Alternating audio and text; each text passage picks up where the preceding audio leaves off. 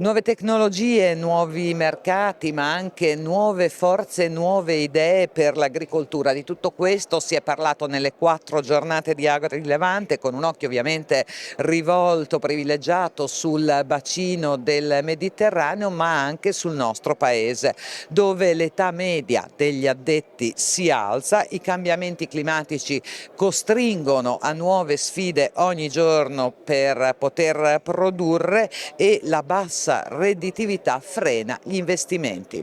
AgriLevante, lo abbiamo detto e ripetuto, accende un faro sull'agricoltura mediterranea. Cristiano Fini, presidente CIA Agricoltori Italiani, le sfide di questa agricoltura mediterranea, paesi anche diversissimi presenti qui in fiera, però tutte con problemi che di fatto li accomunano. Sì, AgriLevante, il faro dell'agricoltura mediterranea, è chiaro che è un appuntamento molto importante che vede mettere insieme gli operatori del settore, agricoltori, i rivenditori di macchine e attrezzature agricole, quindi è chiaro che è un momento molto importante per fare cosa? Cercare di rilanciare davvero l'agricoltura dei paesi del Mediterraneo. Abbiamo bisogno di rilanciare un'agricoltura che è fondamentale, è importantissima per la produzione di cereali, in particolar modo del grano duro, come del resto anche ortofrutta, vino, quindi un'agricoltura che va tutelata e difesa, che però ha più problemi di altri rispetto ad altri, perché la carenza idrica e in alcuni casi anche le fitopatie stanno letteralmente falcidiando le rese produttive e questo comporta il fatto che gli agricoltori non abbiano un reddito sufficiente per poter fare gli investimenti e per poter far progredire la propria azienda agricola. Quindi dobbiamo investire maggiormente nella rete idrica, maggiormente negli invasi per poter avere delle rese produttive soddisfacenti. Dall'altro lato però dobbiamo anche mettere in campo quelle innovazioni tecnologiche che ci possono dare ovviamente l'agricoltura 4.0, 5.0, ma anche tutte quelle innovazioni a livello genetico che ci possono dare piante più resistenti e possono coniugare la sostenibilità ambientale alla sostenibilità economica. Riflettori puntati sui grandi temi della meccanizzazione agricola e un occhio di riguardo anche alle coltivazioni specializzate dell'area di riferimento di AgriLevante con il meeting del Club of Bologna che per la prima volta porta i suoi delegati, si riunisce per l'assemblea qui a Bari. Danilo Monarca, presidente, allora quali sono i temi oggi e domani al centro del meeting dell'assemblea dei quali si discute? Dunque i temi sono divisi in 3 sessioni. C'è una sessione che si terrà questa mattina sull'innovazione nella costruzione dei trattori, vedere quale sarà il trattore del 2100 o dei prossimi anni. Una seconda che è destinata invece all'olivicoltura, anche qui con esperti provenienti da tutto il mondo, e la terza invece sull'applicazione dell'intelligenza artificiale, che è un altro tema di grandissima attualità. E questo è il ruolo del Club di Bologna, un po' di dare uno scenario, un outlook di dove sta andando la meccanizzazione, che è un settore importantissimo anche per l'industria italiana, oltre che per quella europea e mondiale. Questo trattore del 2100 darà soddisfazione ai costruttori o darà soddisfazione agli utilizzatori o a entrambi? Deve darla a entrambi, perché in alcuni paesi c'è un tasso di ricambio dei trattori molto basso. Pensate che in Italia quest'anno ne vendiamo circa 15.000 sul nostro territorio a fronte di un parco macchine di 1,5 milioni. Il trattore deve essere sempre più intelligente, sempre più friendly e sempre più in grado di sfruttare tutte le possibilità che l'informatica, che l'Internet of Things permette di avere, anche con l'idea di attirare i giovani che spesso appunto lasciano invece le campagne, che possono essere una soluzione invece importante di una vita diversa e anche di possibili fonti di reddito. Ecco. Attrarre i giovani in agricoltura, questa è un'altra delle sfide che abbiamo di fronte e sicuramente la tecnologia, la robotica della quale per esempio si sta parlando adesso potrebbero essere un volano, un motivo. Lorenzo Giuliano qui nel padiglione Extend che è arrivato, è debuttato a Bari dopo il successo a EIMA, i giovani sono in qualche modo protagonisti e allora come li attiriamo? Come li convinciamo che l'agricoltura ha bisogno di loro? Beh, qua c'è tutta un po' la vera domanda, l'hai centrata in pieno. Allora, questo settore è un settore magnifico, sfaccettato e estremamente tecnologico. Quello che noi dobbiamo fare è comunicare bene questa cosa e dobbiamo farlo parlando tanto, tanto, tanto con i giovani. In 3 giorni di manifestazione, diciamo 3 giorni ufficiali per noi, chiamiamo circa 500 ragazzi, gli facciamo ascoltare quali sono le professioni del settore della meccanizzazione agricola, gli diciamo come operare in sicurezza in agricoltura con i nostri simulatori, gli insegniamo a sfruttare al meglio le nuove tecnologie, ad esempio con sempre dei simulatori per appunto imparare a utilizzare una guida di precisione.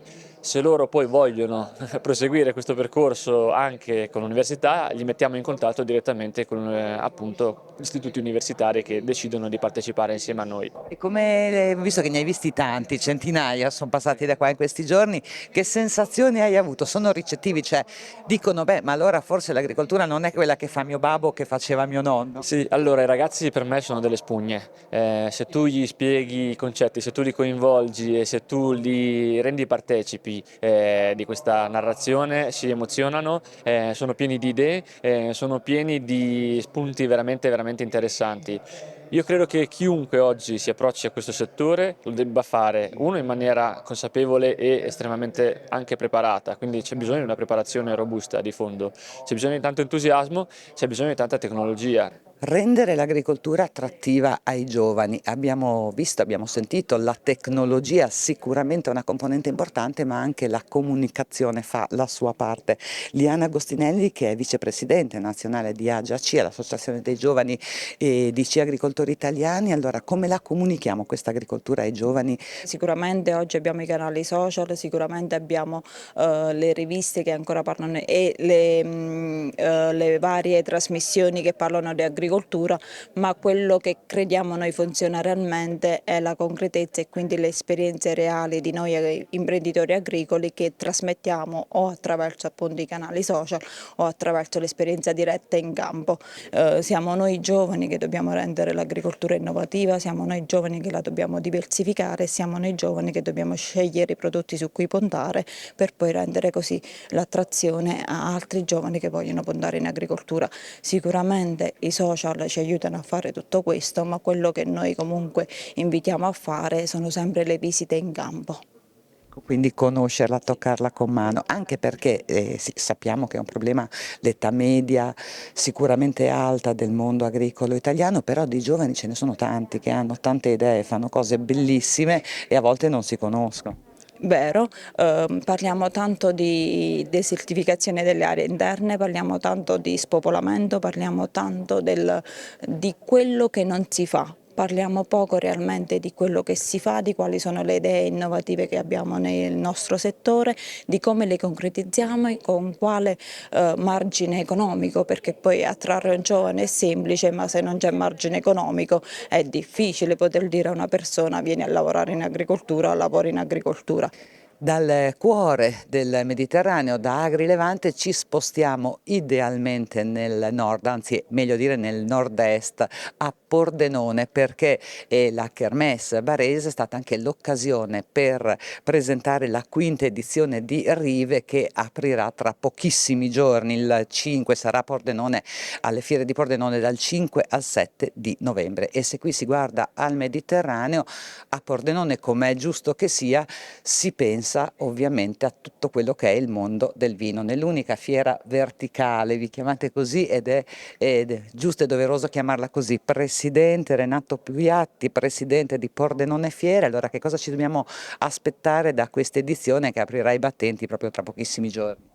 Ci aspettiamo come ogni anno intanto le eccellenze di questo settore. Parlava giustamente di fiera verticale, cioè di una fiera dedicata dalle macchine che preparano il campo alla piantumazione a mano, come si usa e si fa delle barbatelle, fino al tappo, alla bottiglia, piuttosto che all'etichetta. Quindi tutto ciò che è vino, a parte il vino, che ha un'altra fiera molto importante a Verona.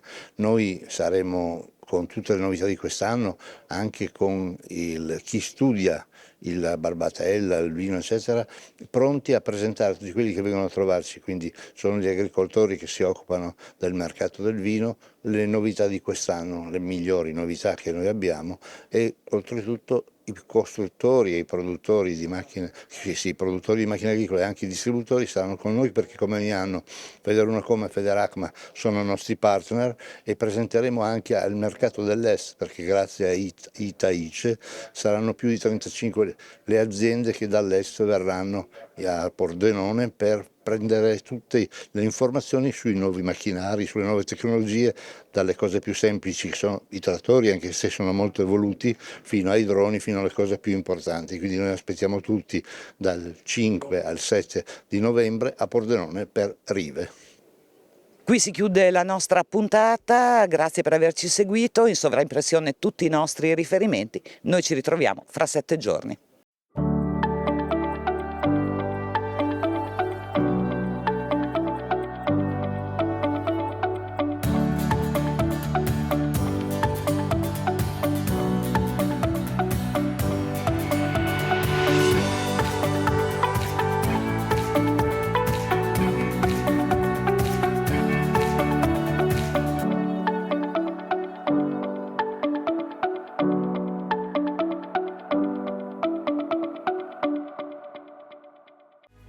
In collaborazione con